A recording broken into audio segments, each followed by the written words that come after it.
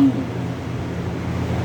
ప్రతి వాడ తిరుగుతూ ఒక కొత్త ఏరియాకు రావడం జరిగింది. ఈ కొత్త ఏరియాలో ఈ మూలన ఉన్నటువంటి మన ఆత్మీయ మిత్రుడు గంధే కమలాకర్ గారి గృహంలో ఈ భజన జరగడం చాలా అత్యద్భుతంగా జరిగింది. వారికి వారి కుటుంబానికి ఎల్లవేళలా రుక్మిణి ఆఫీసులో ఉండాలని కోరుకుంటూ ఒకసారి గట్టిగా చెప్పడం వారికి.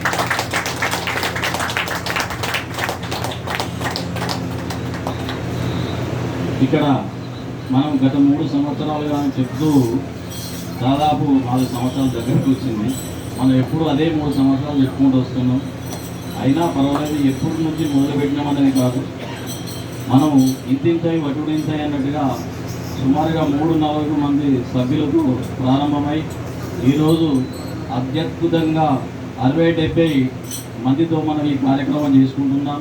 ఈ కార్యక్రమంలో పాల్గొంటున్నటువంటి భక్తులకు మళ్ళొక్కసారి గట్టిగా చెప్పండి.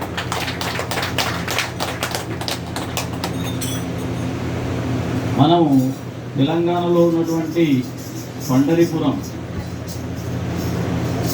శ్రీ శ్రీ భావానంద భారతి స్వామి వారు స్థాపించినటువంటి ఆశ్రమము గత 150 సంవత్సరాలుగా అక్కడ పూజలు అందుకుంటున్నటువంటి పాండురంగడు రుక్మిణులు. ఈ క్షేత్ర చరిత్ర చిన్నగా ఒక 2 ముక్కల్లో మీకు చెప్పడం జరుగుతుంది. శ్రీ శ్రీ శ్రీ భావానంద భారతి స్వామివారు సుమారుగా 150 సంవత్సరాల క్రితం పాదయాత్ర చేస్తూ పండరిపురానికి వెళ్ళి రుక్మిణి పాండురంగులను ప్రార్థించి వారి ఆశీస్సులతోని అక్కడ ఒక 2 విగ్రహాలు రుక్మిణి పాండురంగ విగ్రహాలు తీసుకొచ్చి మన ప్రాంతంలో మర్కుకు మండలం భావానందపురం గ్రామం పక్కన ఉన్నటువంటి చిట్టడవిలో, ఇప్పుడు రోడ్లు అయిపోయినాయి కానీ అప్పుడు చిట్టడవి, ఆ అడవిలో చిన్నగా పాక వేసుకొని ఈ రుక్మిణి పాండురంగ విగ్రహాలు పెట్టుకొని ప్రతిరోజు ఈ హరే రామ భజన చేస్తూ అక్కడ చేయడమే కాదు, భక్తులందరినీ తరింపజేయడానికి సుమారుగా ఆ కాలంలో పట్టినే 150 గ్రామాల వరకు ఈ కార్యక్రమాన్ని తీసుకుపోయి ప్రతి ఏకాదశి రోజు ఆ 150 గ్రామాల్లో ఈ కార్యక్రమం నిర్వహించేవారు స్వామివారు.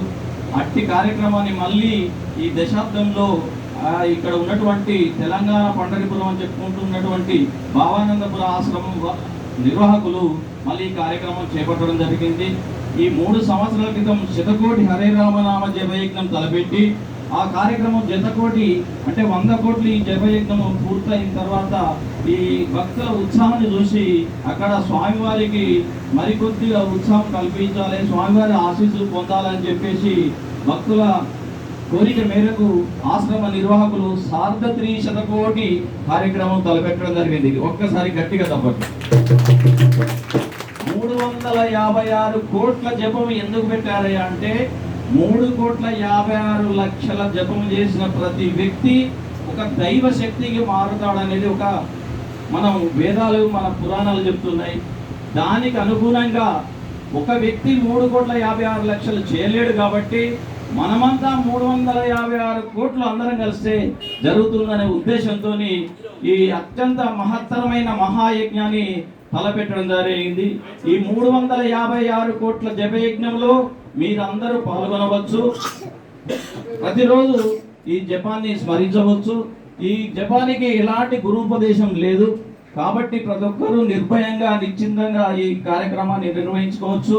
మీ పనులు చేస్తూ మీ ఇంట్లో ఎవరైనా ఆడవాళ్ళ పనులు చేసుకోవచ్చు, మగవాళ్ళు పనులు చేసుకోవచ్చు. ఆఖరికి ఈ సీరియల్ చూస్తూ కూడా మన మనసులో ఈ హరే రామ రామ రామ హరే హరే హరే కృష్ణ కృష్ణ కృష్ణ హరే హరే అనే జపాన్ని స్మరిస్తూ వెళ్తుంటే మనకు మన ఇంటిలో అందరికీ కూడా సకల శుభాలు కలుగుతాయి.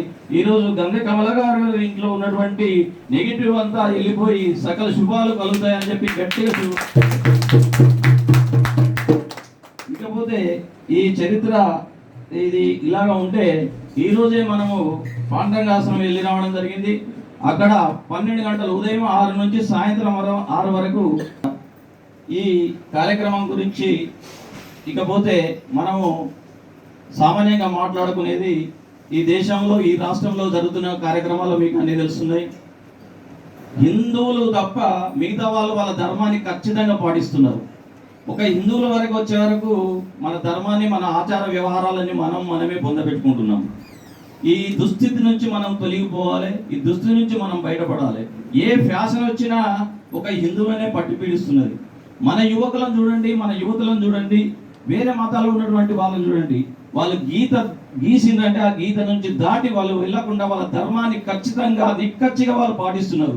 మరి మన వాళ్ళకి ఏం రోగాలు, ఎందుకు పాటించము? ఆడపిల్లలు గాజులు వేసుకోవడం లేదు, జుట్టు విరబోసుకుంటున్నారు, బట్టలు చక్కగా వేసుకోవడం లేదు. ఇవన్నీ ఎవరు నేర్పుతున్నారు? ఎందుకు నేర్పుతున్నారు? ఎవ్వరు నేర్పలేరు. బలవంతంగా ఎవరు నేర్పడం లేదు. వాళ్ళ బొందల వాళ్ళే పడుతున్నారు. కాబట్టి ఇటువంటి కార్యక్రమాలు చేయొద్దు. ప్రతి వారం కూడా గురికి వెళ్ళండి, ఆచార వ్యవహారాలని పాటిస్తూ మన ధర్మాన్ని మనమే కించపరుచుకుంటూ పోతున్నాం. దయచేసి మీరు మీ పిల్లల్ని అదుపులో ఉంచుకోండి. ఈ ఆచారాలు ఎందుకు పాటించాలంటే మనకు ఇక్కడ ఒక శ్లోకం మనకు ఇచ్చారు వీళ్ళు. సదాచారం దురాచారం రెండు ఉంటాయి. సదాచారం తనకు లోకానికి క్షేమకరమైన పనులు సదాచారాలు అంటారు. అలాగే తనకు లోకానికి పీడకరమైన దురాచారాలు. మనం దురాచారాలు పాటిస్తున్నాం. అటువంటిప్పుడు ఏం జరుగుతుంది? మన ఇంటిలో అనారోగ్యం జరుగుతుంది, రకరకాల ఆపదలు జరుగుతూ ఉంటాయి.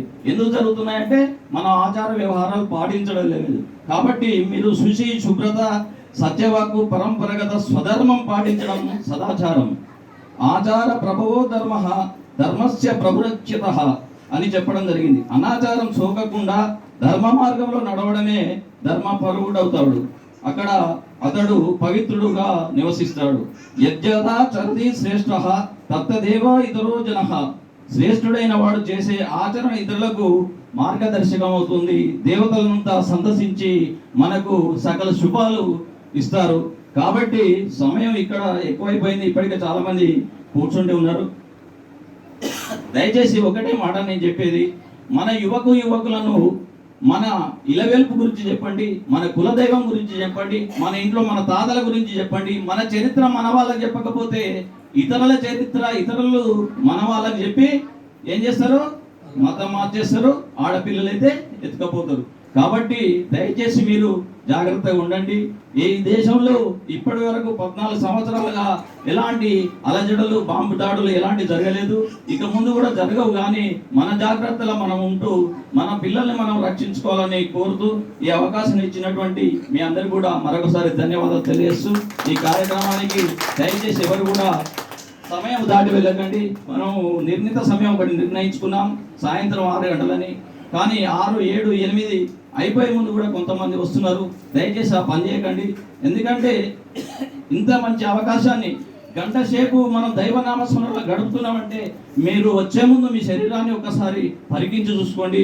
మనం వెళ్ళే ముందు మీ శరీరాన్ని పరీక్షించండి, ఏ రకంగా ఉంటుంది మన మనసు కానీ మన శరీరం కానీ. కాబట్టి ఇంత మంచి అవకాశాన్ని జారవిడ్చుకోకుండా అందరూ సమయానుకూలంగా సమయంలో కూడా ఇచ్చేసి కార్యక్రమాన్ని విజయవంతం చేస్తారని మరొకసారి మీ అందరికీ ధన్యవాదాలు తెలియజేస్తూ, భారత్ మాతాకి భారత్ మాతాకి జై గోమాత, జై జై గోమాత.